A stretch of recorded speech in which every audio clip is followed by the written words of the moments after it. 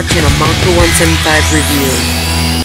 What's going on, everybody? Maku175 here, and before I start the review, if you're just wondering about my hair, I just stepped out of the shower, so yeah. So anyway, so today I'm going to be doing a video review of Transformers Generations Deluxe Class Drift.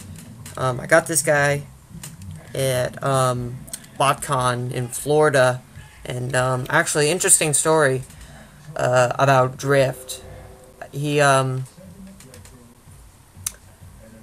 went to BotCon and I saw this guy at the display stand, and so then I came back later and he was completely demolished. Like, his swords were one area, his arm, his leg would be in another area, and he would just be destroyed. And I didn't like that because this guy is just so cool. I love his comics. I have all of his comics on my iPod too. So anyways, after that, I rebuilt him and displayed him nice, and then I come back and he's destroyed again and again and again and again. And so eventually I decided to start rebuilding all the people, all the Autobots, the Decepticons on the display stand.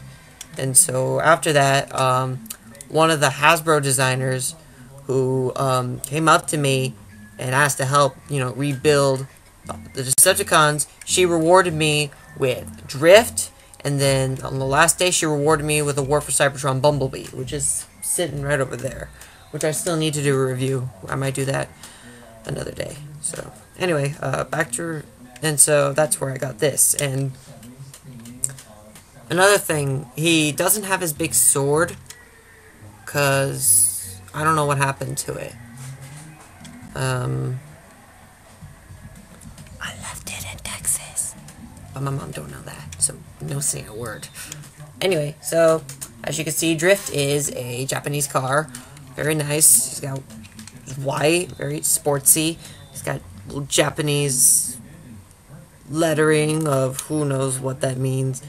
It's very interesting.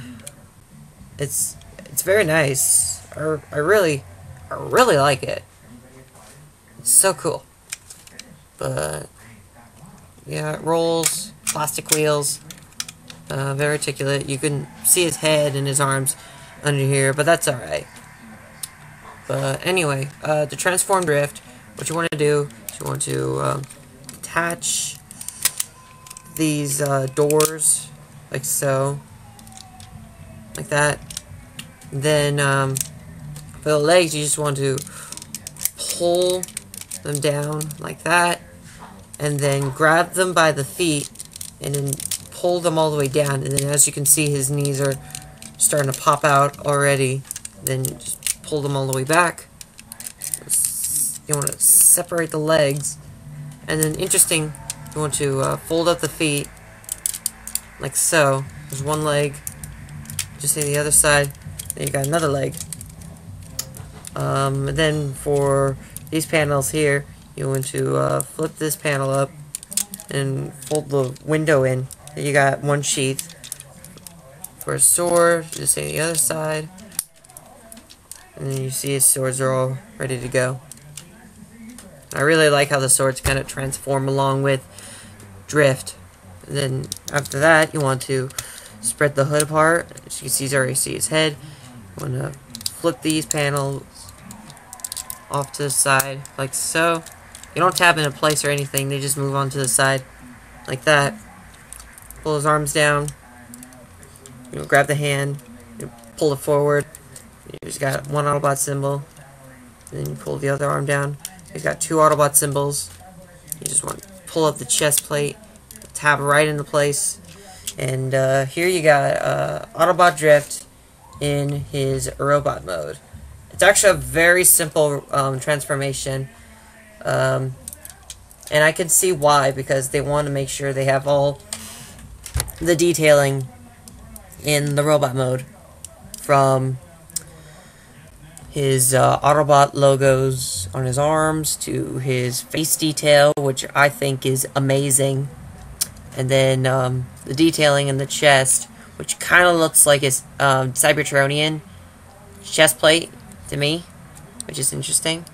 And then also the transformation of the side of the doors to his sword sheath and then, you know, you could just pull the swords right out.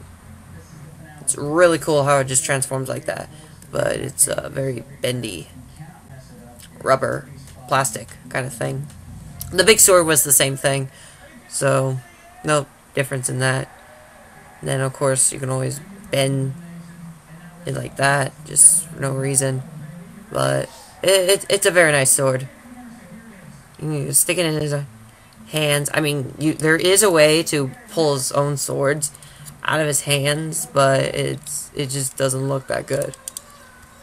And then, of course, Drift always has his swords, so it's a very elegant weapon of a more civil age. He's very articulate at the legs. Good articulation. Arms are good articulation, but these things get in the way. Head, it's not on a ball joint, but it's on a pivot where he can look up. He can look down at you and be like, you piss me off. But no head side to side, so you can't go, eh. But, it's good enough. It's good enough. I like it enough.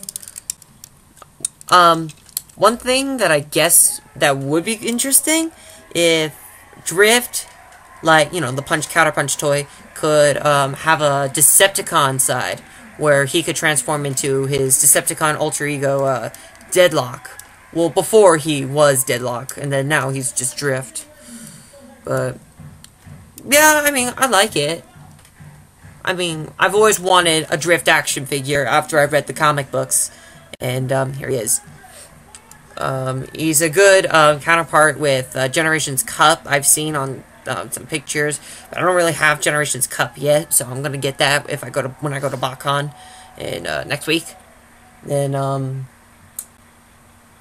there's also some other Generation toys, you know, like my Warbot Defender.